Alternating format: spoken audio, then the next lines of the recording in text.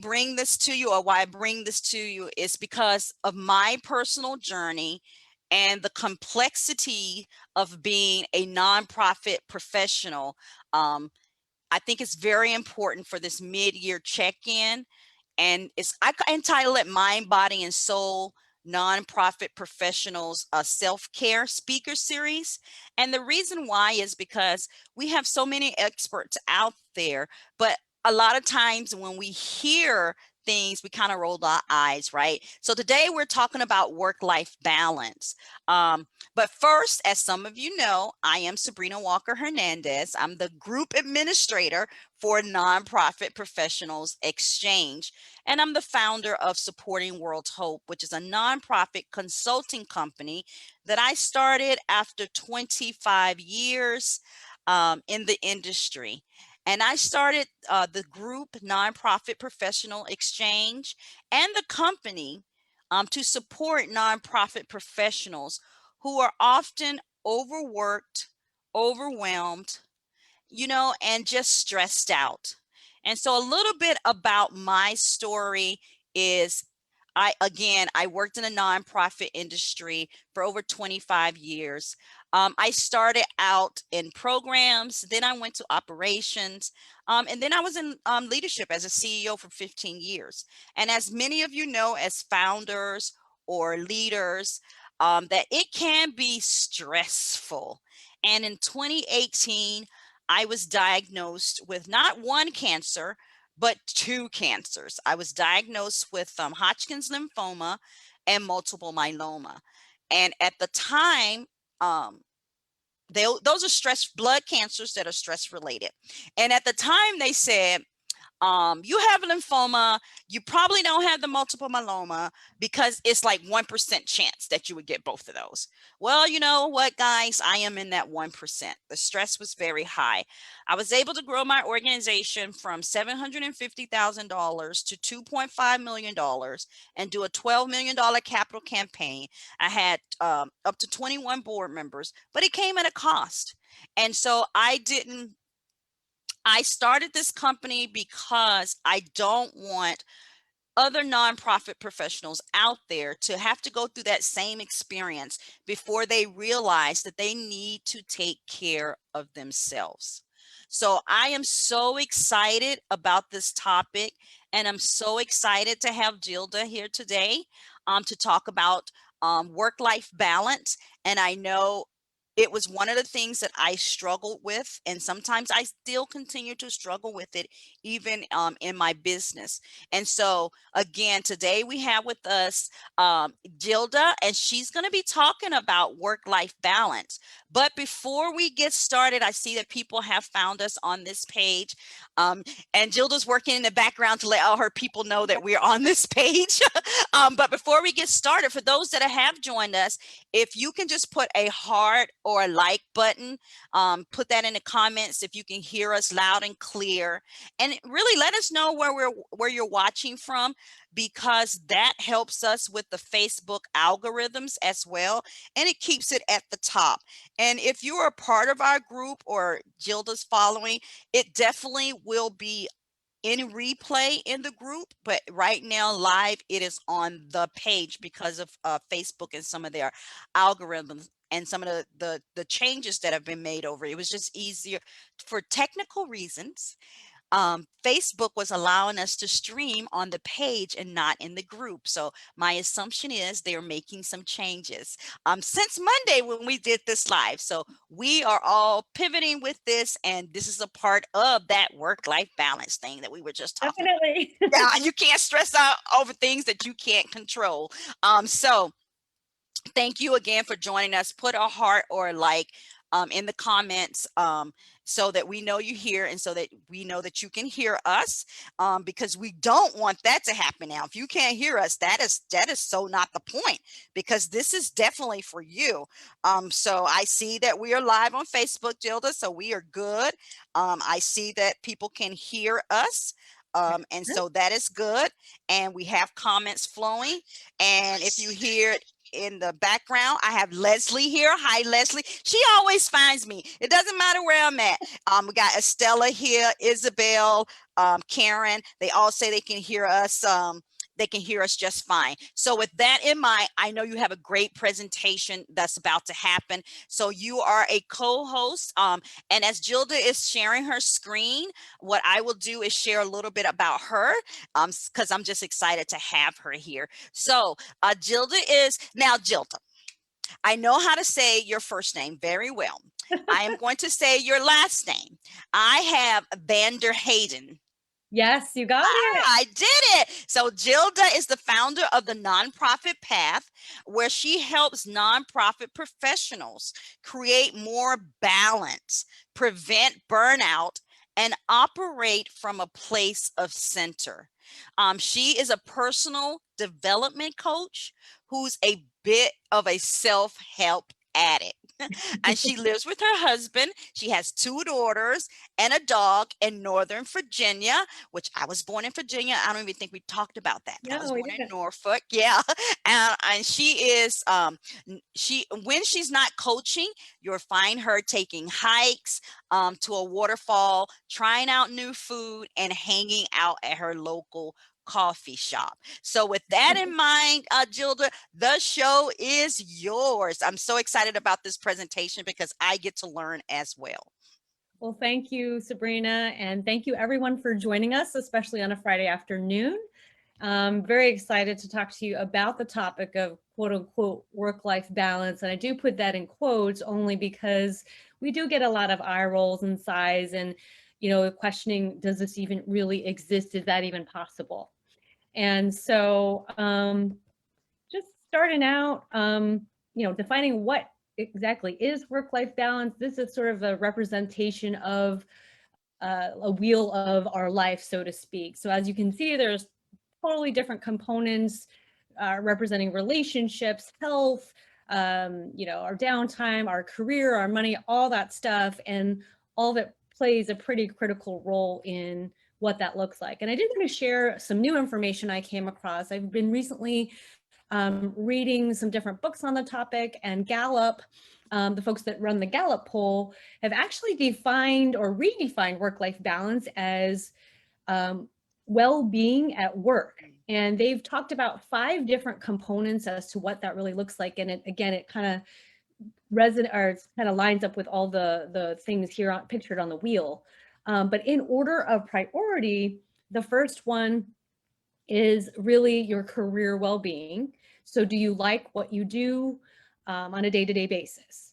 The second one being your social well-being. So do you have meaningful friendships in your life? The third one being your financial well-being. Are your feelings financially secure, you're in a good place financially? And then physical well-being next, just in terms of a matter of, do you have enough energy to get the things done that you want to get done? And then the 5th component being community. Do you like where you live? Do you like your neighbors and who is in your community? So again, very, very similar, but just a different way to spit it out.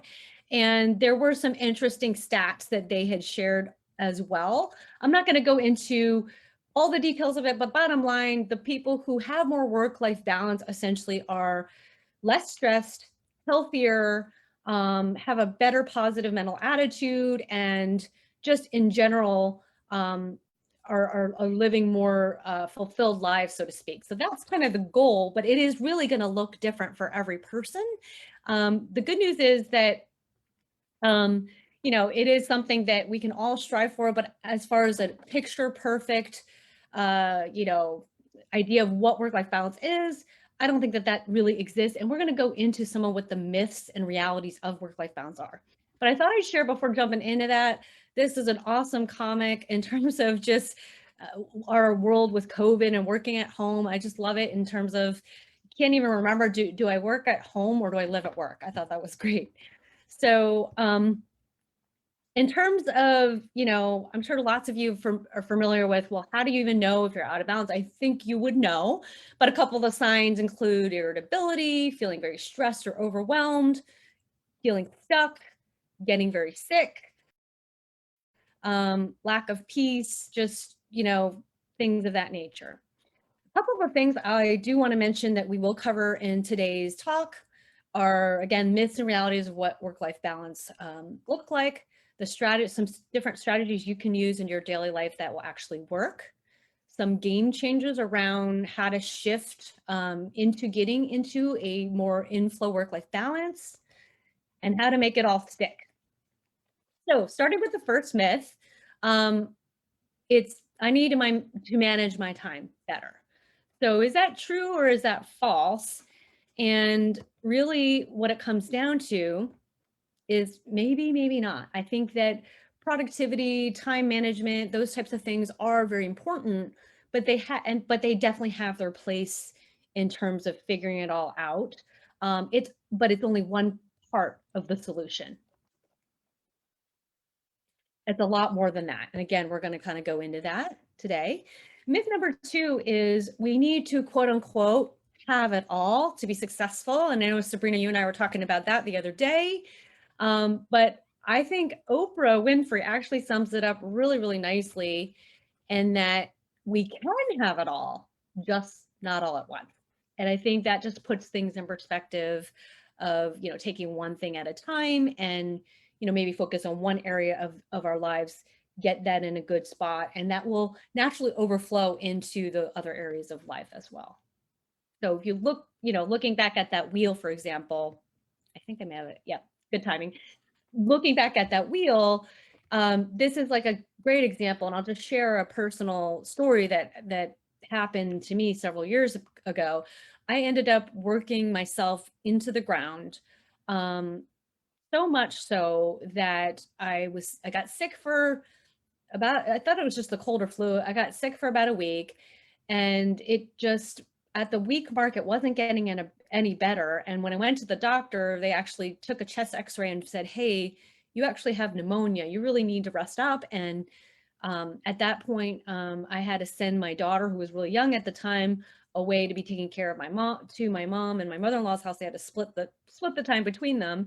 And, it just was not, it's just one of those things that I always thought, well, yeah, it's just one of those myths. Work-life balance is one of those, far off ideals, and never really hit home for me until an event kind of awakens you to what that looks like. So for Sabrina, I know she talked about the cancer issue. For her, she seemed kind of thing, working herself into the ground and just not even realize you're just chugging along. So don't learn from us. Don't let this happen to you. If you're here today, that's a good sign. These are things and proactive types of things you can learn to kind of like recognize the signs, maybe make sure you're giving yourself some type of attention and time. And again, we'll talk about some of the specific strategies shortly. But basically with this wheel of life, I just wanted to emphasize that in my case, it was the career, this green bottom of the pie here, that started out and ended up getting too far out of hand.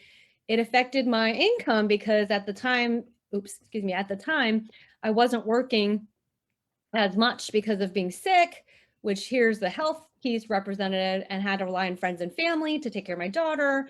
My husband had to pick up some of the pieces as well. I wasn't doing any personal growth at the time. Who had time to? Fun and leisure were out of the picture. You get the picture. Our whole house was probably a mess at the time, but you can just see as an example of how easily just one little area can impact all parts of your life. And so, but there's good news as well, in that if you're just focusing on improving one area, then a similar positive cascade can also impact the other areas of your life. So that's the good news. Okay, so myth number 3 is self-care is overrated. And, most people think, okay, it means getting a facial or a massage and just taking all this time off of work. Who really has time to do that? And so the reality of it is that you'd actually be amazed at what's really possible when you do put your own oxygen mask on first. Because as you all know, we're constantly helping clients and serving others. How are you going to be able to show up and serve if you yourself are not taking care of yourself? I know it seems kind of obvious, but again, oftentimes, especially for those professionals that are in the nonprofit sector, it's almost like a badge of honor. Like if you're not working yourself into the ground, then you're not doing enough for the mission. And I just wanted to dispel that a bit, in that you can't really serve anyone very well at all without even, making sure you're in good shape. So, okay. So some strategies that actually work, at least these are some tips and hacks that I found have personally worked, as well as for a lot of my coaching clients as well. And so just thought I'd share, and it's going to be a constantly changing list for sure. But the main focus, nothing new, but it's really the power of priorities. And I think, especially in today's age with all the technological distractions and so many things vying for our attention, it's really an important element to remember and to kind of practice. And I would say one key way to keep yourself on track is to start the day by even asking yourself the question, what's the one thing, meaning the most important thing, that I can do to make an impact on this project that I'm working on, this relationship I want to get better, have improved, my money situation, whatever your top, like if you could change the one thing in your life, what do you think would make the biggest difference? And then asking this question and just taking one small action step toward that, you'd be really surprised to know how much of a difference that makes, even if it's only a small 10-minute time frame, to be able to do that. And so that's one aspect of it. The other is, and this is something I'll cover and I'll have at the end of the presentation for you all, is when you are looking at your priorities, one thing to factor in is, what are your actual values, and how are they aligning with your priorities? And that's really important, because there is a tendency for, when your priorities and your values conflict, there's a lot of internal angst and people tend to get stuck. So it's something to definitely factor in when you're planning all of this out. And I wanted to mention at the end of this, I do have a free guide for everybody watching on how to focus on your priorities. It's more of an interactive workbook type of thing that you can do at your own leisure, but it does go in a lot more detail than I am showing over here. So why it works, simply put, what you focus on tends to grow. So whatever wherever that focus is going, it's really helping to make that increase, etc. So another, I'm going backwards here. There we go. Sorry about that. Wrong arrow. So the other way or strategy I found to be really useful in terms of really practicing how to put those priorities in place is what I call the CPR method. And the first C stands for calendar it. And again, I know it seems really obvious, really simple, but I honestly find, like, I do use electronic calendars, but I also use a paper calendar, which really helps keep me on track. And it helps you block out the time for those important projects. And it's almost like you kind of, if you live by your calendar and go by that as your guide, that's probably a really good way to stay on track with your priorities. And I do encourage blocking off as many chunks as you can. Sometimes it might only be the 10 minutes on a really crazy day. Other days you could do 60 or 90 minutes on a day maybe where you're not scheduling meetings, for example. Next, the P in the CPR is Post-it note method. And what that is it's kind of interesting. Every evening before I get ready for bed, I will take a piece of paper and just do what I call a brain dump. So that's everything on your mind, from errands you have to run to work stuff that's going on to all the stuff you got to handle at home, everything. And so what's really interesting about that is that it gives your brain a chance to put that information. And when you at least put it down on a piece of paper, it'll be quiet for a little bit. At least it'll pause, because it's like, okay, it's almost like its job is to remind you so you don't forget. It's like an alert, like you really have to get this done. And that's, I think, what causes or contributes to a lot of the stress that we experience, because our brains just won't be quiet. And then that kind of causes a lot of people to have sleep issues as well.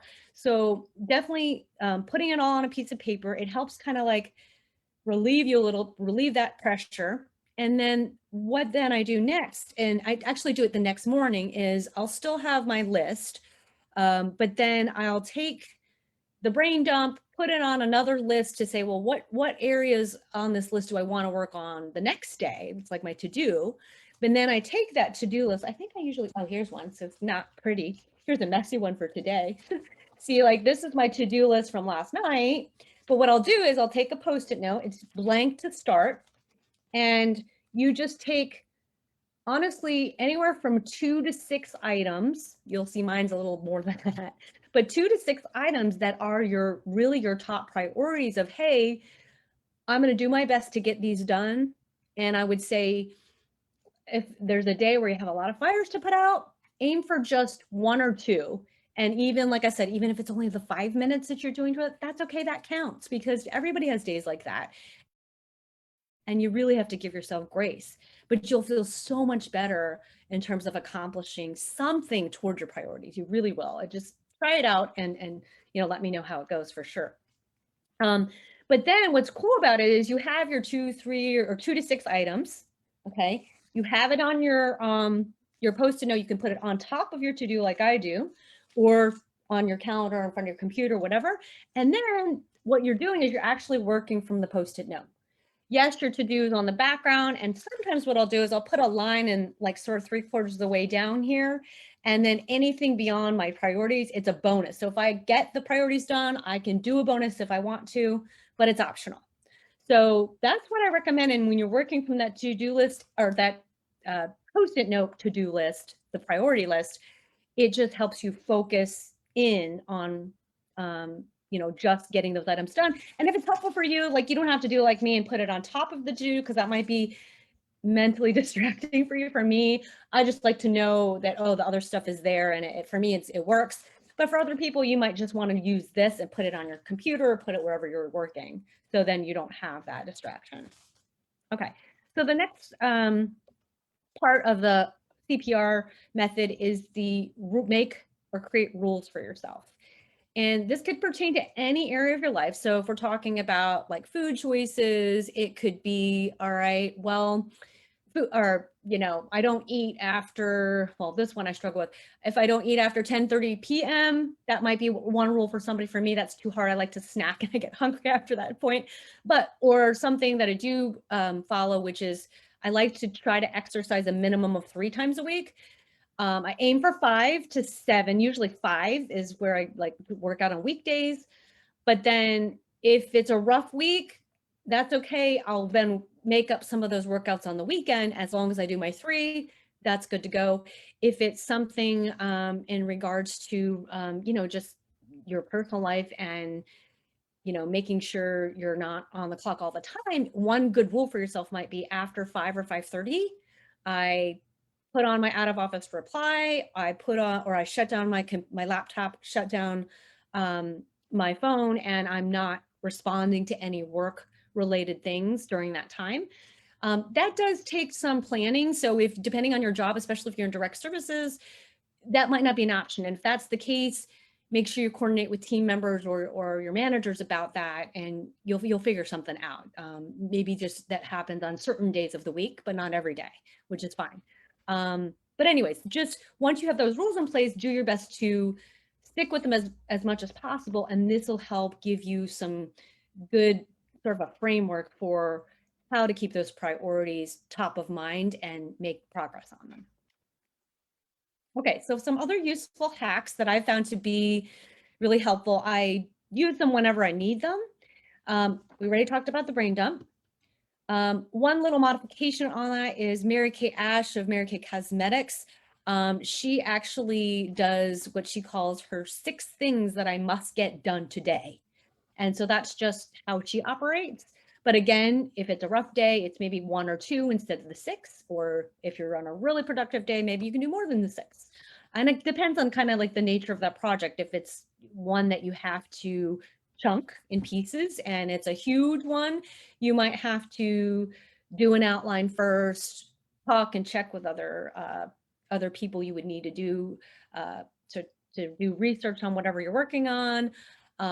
You might rely on other team members for different parts that they're having to do, and then maybe doing a summary or whatever that looks like for you. But it might be in parts, and I find that again, if you're taking a really, really big project and then breaking it down by just small pieces that you could work on during different parts of the day. One other little tangent that I found that some people have done is they'll pick certain days of the week for certain activities. So for some people, they allow meetings on Monday, but then or maybe it's Monday's a planning and a meeting day. Tuesday is for networking or for group think types of projects. Wednesdays for whatever you're in, whether it's fundraising or whatever parts of your job that you need to make more progress, or like it's a project day. So just some examples there to give you some food for thought. And then just a reminder in terms of these are just all ideas. So do what works for you. Maybe test one out one at a time and see how it goes. It's meant to help you not add more to your to-do, so to speak. So just wanted to remind you guys of that. And then some other strategies that have worked are to actually build in breaks. And I know it may seem almost counterintuitive to do that, but there was actually a study that was done that was highlighted in the Sydney Morning Herald. And the title of the article was called "Taking a Break is Secret to Success." And what was really fascinating is they had basically two groups of people that had to do some kind of computerized test. So the first group worked through the whole thing. I think it was like 2 hours long, no break. The second group had a 1 hour break between their session. And what was very interesting is they found that the group that had the break actually had improvements in their performance on their test versus the group that didn't get the break actually stayed stagnant. They didn't have any improvements. And what was kind of interesting is this is done by some neurologists. So, in talking brain science, how when we go to sleep at night, we have short-term memory that converts into long-term memory. And the cool thing is what the study found was that just by allowing your brain to have that break, it allowed them to take the information that they were learning on the first part of that test and turn their short-term memory into longer-term memory so that it stuck better. And then they were able to come back to that test, and that's how they had improved results. So I thought it was very fascinating. So, you're actually doing yourself a favor and your brain a favor by taking those breaks. So yeah, great for mental health. It's also great for physical health, especially if you use one of your breaks to go take a walk around your neighborhood or around the block or around your office park or whatever. And again, it improves that performance. So here are some ideas as to how you can maybe maximize your break. You can do some meditation, even deep breathing exercises, go out and get some sunshine, meet a friend for lunch or coffee, listen to your favorite playlist, journal, eat healthy, those kinds of things, all great things to try. And one other way to integrate breaks a little bit more methodically, maybe you all have heard of this, it's called the Pomodoro Technique. And what it is, it's Pomodoro means tomato in Italian, that's why there's a tomato here. So how it works, and I think the guy who developed it was Italian, that's why I don't know the exact story. But basically you pick a task, and usually I'd say bigger projects, this is great for the ones that you're chunking. You set a timer for 25 minutes and you're 100% focused on that task. I would recommend making sure before you start this that you have minimal distractions. Maybe you put your phone in another room or put it on do not disturb. Don't look at your emails, or you work on a computer without Wi-Fi if you don't need the internet for the project, whatever that looks like. But set yourself up for some success here. And then once you set the timer for 25 minutes, you're just focus on that one task, no distractions, you got your full attention, be amazed how much you can get done. And then you take a break for 5 minutes and then you repeat. And you keep doing that 3 or 4 times until you increase your break each time to up to like 10 to 15 minutes. There's a couple other modifications on this that I found really work well. I have a colleague that does 45 minutes of a task. Then he takes I think it's like a 10, 15-minute break, but he steps away from his office. But then when he comes back, he does a completely new task. So it's a brand new project. The other method I know of that I've tried that also has worked, it's called, I don't know if it has a name, but it's basically 60, 60, 30. So similar concept, you work on a project for 60 minutes, you do a different project for 60 minutes, and then you give yourself a 30-minute break. So again, you guys can play with what works for you, but some kind of built-in break that's scheduled can be very effective in getting a lot done and on whatever it is that, and it could be a personal project as well. So again, just another reminder to try these things out. And then I would also recommend, if you could, just tracking like how it goes, see where you start and see where it ends. And then these different tools that you're using, whatever ones that are working for you and getting you the results, then you can continue and integrate into your daily schedule.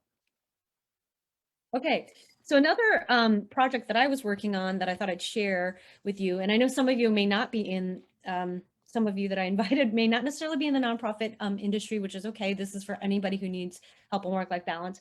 But I have a passion for working with nonprofit leaders. And so one of the projects I was working on was doing some market research as to what does work-life balance look like for nonprofit leaders and what are their challenges, what are some areas that they found worked very well. So I ended up collecting some best practices of the nonprofit leaders that I'd share with you today. And excuse me, the first one is that they take downtime, not only for themselves, but they also make sure that their staff are taking that time as well. So they have policies in place that also support that kind of culture, which I think is fantastic. Number two, they understand that there are seasons of busyness. So sometimes maybe some of you are involved in like a capital campaign or other kind of project. And, it's just, you got to get it done, or there's a lot, whatever that looks like for you, or different programming you're working on. And so just knowing that, hey, this week it might be your, more than 40 hours in the week, but that's okay. You're going to adjust accordingly. So one particular executive director I remember of a foundation I had interviewed had told me, like, she knew that this is a temporary season. They're going to work crazy hours just because of the crunch. But she also scheduled in her calendar that during the time when it was less busy, here's her downtime, here's her vacation time. Her and a lot of her key staff were going to make sure they took that time off to kind of, again, offset or compensate for that. And so as part of that, they live and breathe by their calendar, especially those big projects and priorities. And blocking, as I mentioned, in your calendar, those projects are also another good strategy to use as well.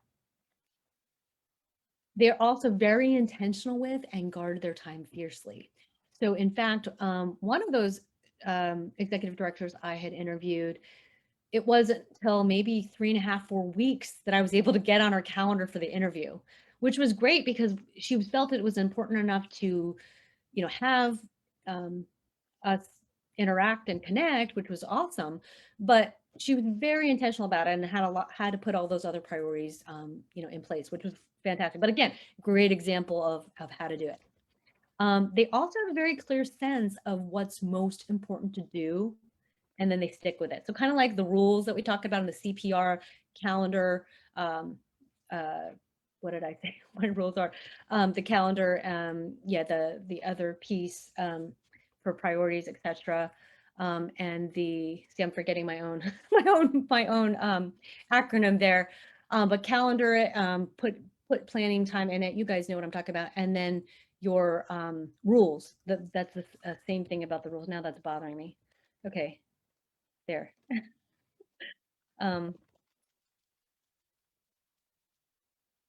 Yeah. Post-it note. My post-it note, my note, sorry. Anyway, so again, my brain was bothering me like, what is that? So anyway, so this is a good review, and I'm sorry I have it on like the visual effects mode. So anyway, I think yeah, here we go. Ah, there we go. Perfect. Yeah. So those were the best practices. And then basically one of the things that I wanted to share with you guys is that even though on the outside, these nonprofit leaders seem to really have it all together and seem to have figured it out, what was really, I thought, interesting is they didn't think so. And it was always a constant evolving process. So it is going to be like that for all of us. That's why I think the mystical quote unquote work-life balance, there's not really a such thing. But can we create our version of our work-life balance? Absolutely. Another kind of myth I wanted to mention is it's not necessarily about your organizational culture or your work environment. Now, that definitely can play a role for sure, because I did talk to another executive director of a direct service organization who really is very intentional about her culture, but it wasn't always that way. She said she used to work herself, I don't know, 60 hours, 70 hours plus a week. And it got really bad until I think she ended up having to take some time to be with her parents who were getting sick. And so she actually had some flexibility in her job. Part of the time she took some time off. Part of the time she ended up essentially just working from their home and also being with them and taking care of them, etc. So when she got back to her organization, she looked at some research and learned that, hey, most productivity for most employees are only around 32 hours a week. So she changed her entire staff's work schedule to only work 32 hours a week for everybody. But because they were direct service involved, and they had to have coverage for some times, they scheduled it so each person was on duty and they weren't missing a beat at all with any of their clients. So that, plus I think they actually had a therapist and a life coach come on site once a week to talk through a lot of the things that the staff needed support on. So I thought that was amazing. So really cool things. So yes, it can play a factor, but there's a lot you can do as well. And if it's not getting any better, by all means, you may have to look elsewhere. So to come to an environment or an organization that is going to support you with that. Time management techniques, like I said, it could be part of this whole picture, but they can only go so far. That's just part of it. The big thing is what it really comes down to is game changers. And those I like to coin as M&Ms, so to speak, really your mindset and mindfulness. They actually go hand in hand. And so the first one being your mindset, just talking about reframing your perspective can be really powerful. And sometimes, I mean, what it kind of boils down to is all of our thoughts are creating what we're really experiencing, which lead to your emotions and what you actually have happen. So, and I'll just share, even last night I was reading, I don't know if you guys have heard of the book called Don't Sweat the Small Stuff. Well, the author of that book has another book. His name is Richard Carlson. And I just read one little blip in his book, and it was sort of a mindset shift for me. And it's one of those things where I feel like sometimes we have these limiting beliefs that are sort of stopping us from succeeding further. And I've had that in my head for a while, and there's a lot of talk around that kind of stuff in terms of the personal growth world, and that, like, what are your limiting beliefs, and you got to address that and all that. But this simple thing that he mentioned really changed something for me. I thought I'd share it, which is um, it doesn't actually have to be that difficult in terms of changing around a limiting belief. Now, it could be a process, but I'll give you an example, the one he shared, which was, he said he used to be like stage fright and would freeze up in front of groups, and he like passed out twice during 2 possible public speaking events because his nerves got to him and he couldn't do it. And basically he had a friend who, I guess they, to help him with this, building the skill, I think it was at a Toastmasters club, and he wasn't supposed to do a speech, but his friend put him on the spot to speak in front of the group. And his friend said, right before putting him on the spot, he said, Richard, what you're talking about in terms of your fear of speaking in front of other people, it's preposterous. So he said, you need to banish that thought right here, right now. And literally, he took his friend's advice and was able to give a speech and has not had any issues since then. So it was like, oh my gosh, all these things you think they're holding you back, it can be simple, and that's just a slight mindset shift. And again, it's just an example. Some, depending on what it is, could take a little bit more work, but it's kind of more digging into, well, what are the thoughts that are there, and starting with A, being aware of them, B, reframing them, and then practicing the new positive thoughts and framework. So just some things to think about there. One particular example I wanted to share with you, especially when it comes to work-life balance, I thought this would be just kind of relevant here. I have a client, I changed her name and her picture for confidentiality purposes, but we're gonna call her Laura, who was having an issue with just her workload. She works with a team, they have constant deadlines at work, and there's a lot of pressure. And essentially, she was always dropping all her workload to go help her coworkers with something. And she, as a result of that, wasn't getting anything done and was super frustrated because on the one hand, she really wanted to help them, but on the other hand, she had to get her own stuff done, or her job was on the line.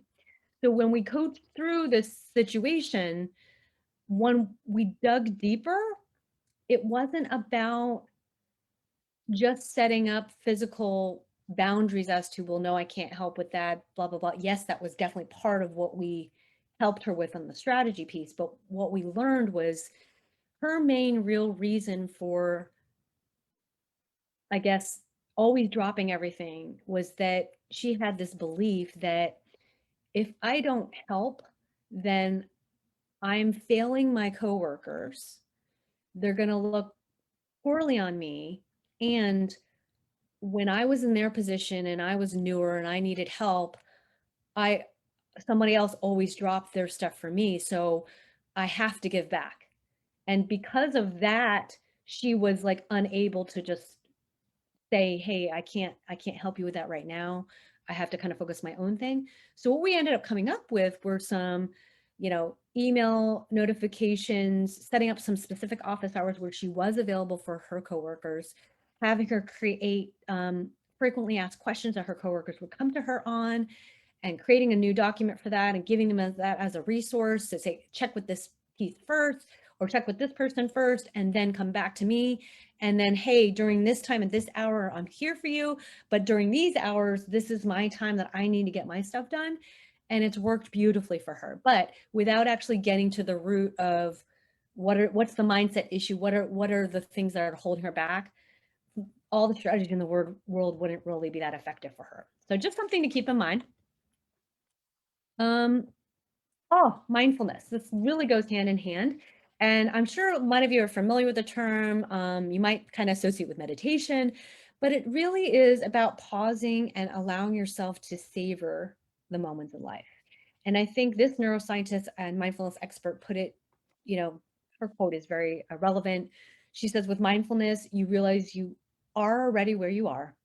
There's no need to rush to the next moment. It will come automatically, and you will probably get more done if you just concentrate on what's happening right now. Anyway, it's all about changing your perspective. Now, it's kind of hard to take in, especially if you're like in a rush sort of mode. But it really is pretty magical when you try it out. And a couple ways to kind of put mindfulness into your routine is to slow down.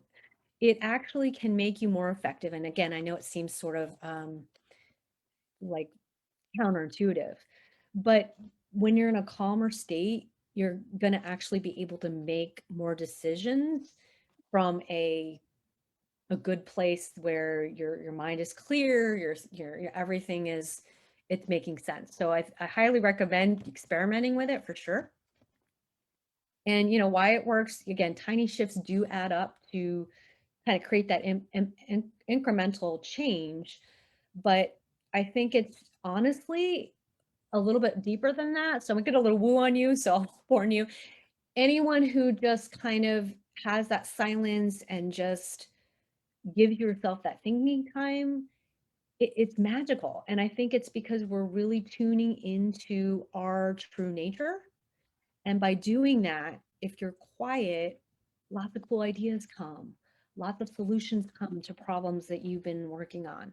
And if you ever have a problem, one thing I recommend is to journal and maybe ask yourself a question about the problem, sleep on it literally, and then give yourself space to have that time to think.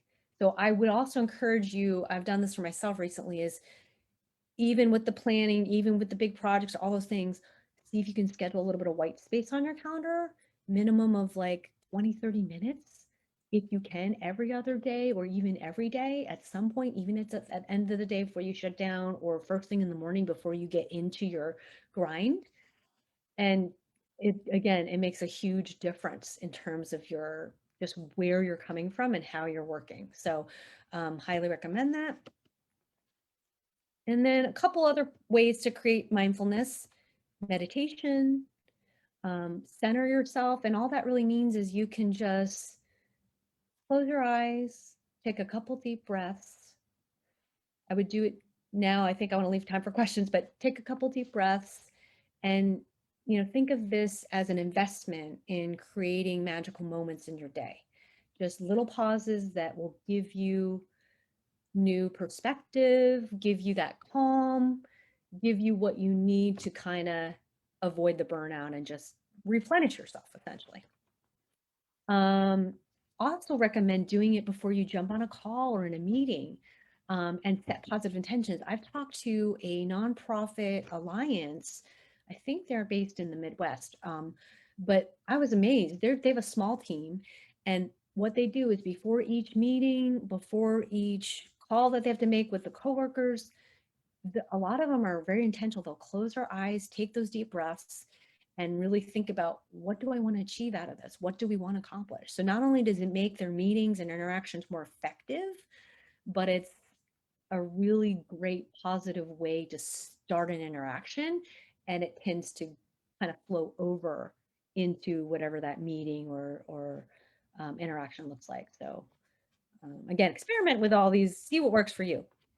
Practice gratitude. I know, you know, it sounds like this is like one of the things people say all the time, but there's a book I highly recommend. It's written by Rhonda Byrne, the lady that did The Secret. And I think it's just called The Magic. And I like read that on and off, and it takes gratitude to a whole new level, and has all kinds of neat little exercises in it as to different ways you can practice it. Simple things like list out the 10 things that you're grateful for, and then think about why you're grateful for them, and really try to feel why you're grateful for them. And that makes a really, really big difference. One other thing that I've learned too is if you kind of think about the details of whatever it is you're grateful for, that puts some context around it and can really make you help appreciate it more. So for example, if you're enjoying a delicious ripe summer peach, that's awesome. It's refreshing, it's yummy, it's sweet.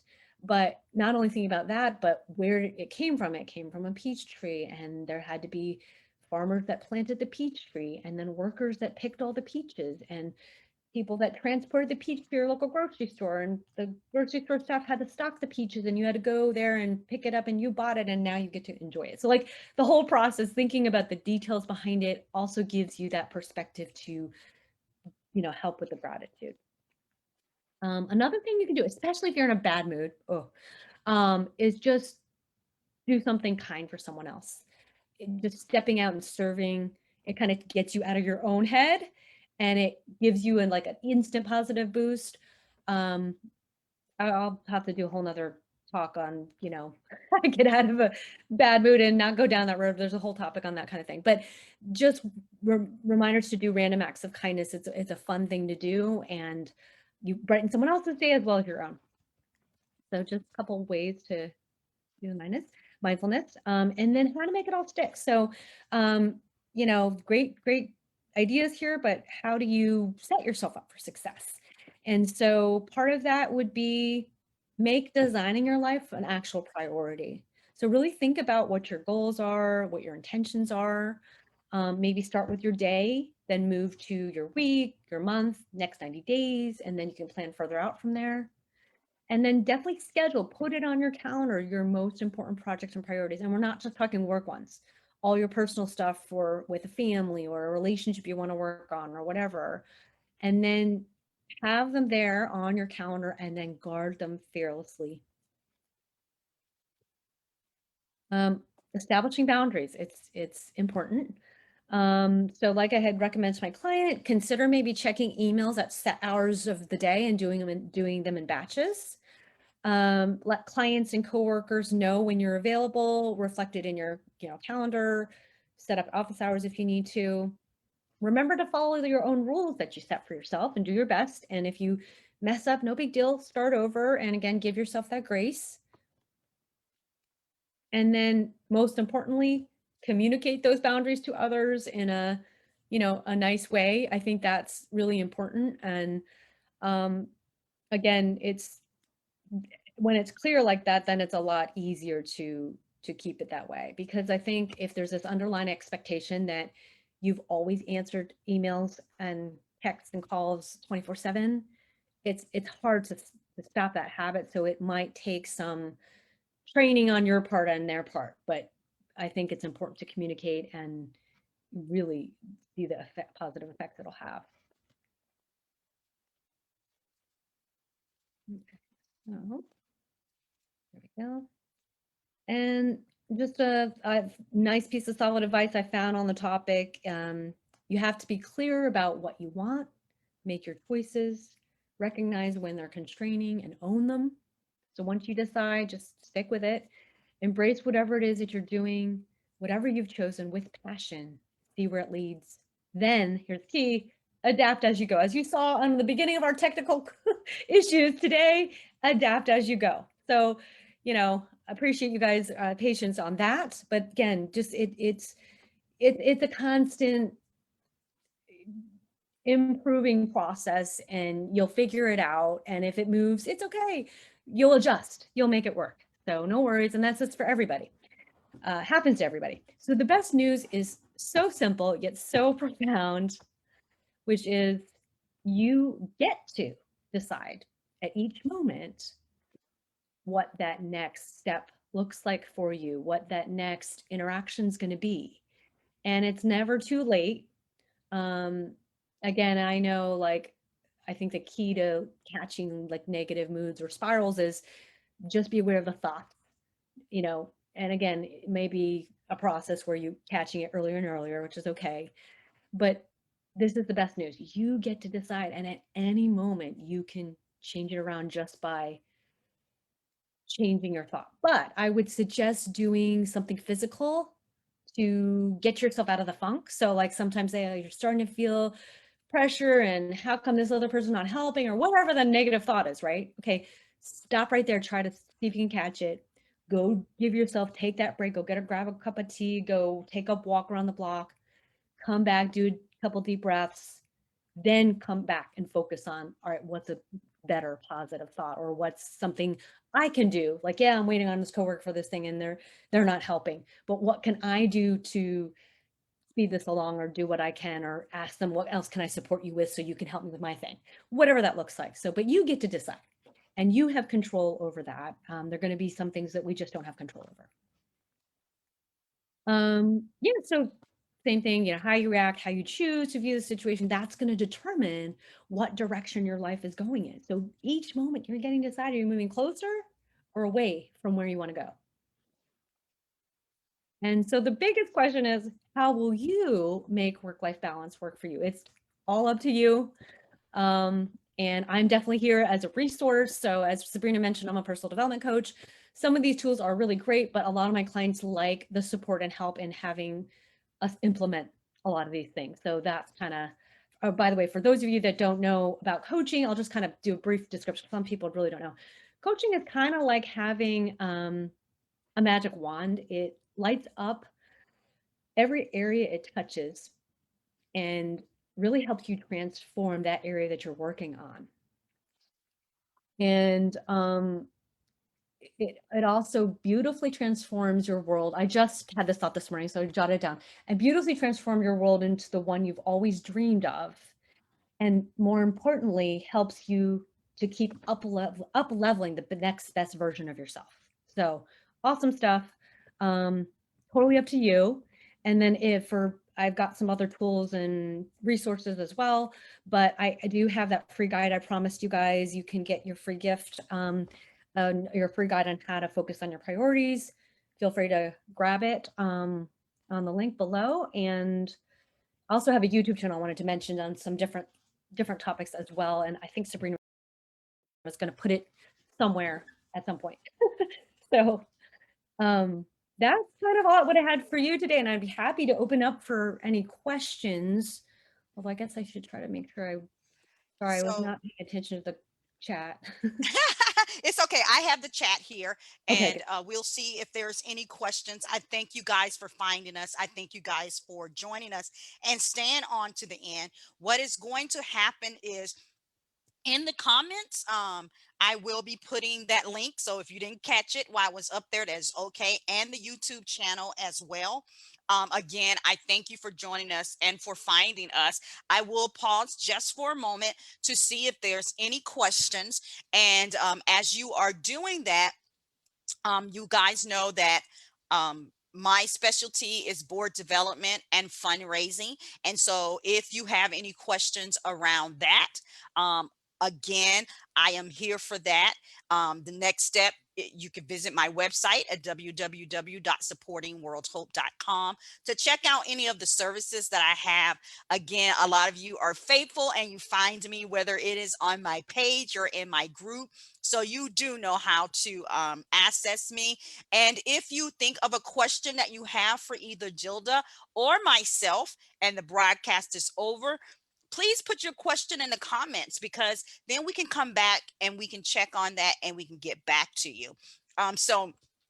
With that, Estella is asking, this is for you, Gilda. Thank you, Gilda. Now we have to apply what we just learned. She said, LOL. So if you had to, for her, because as sitting in that seat, if you had to prioritize, what would you focus on first? excellent question.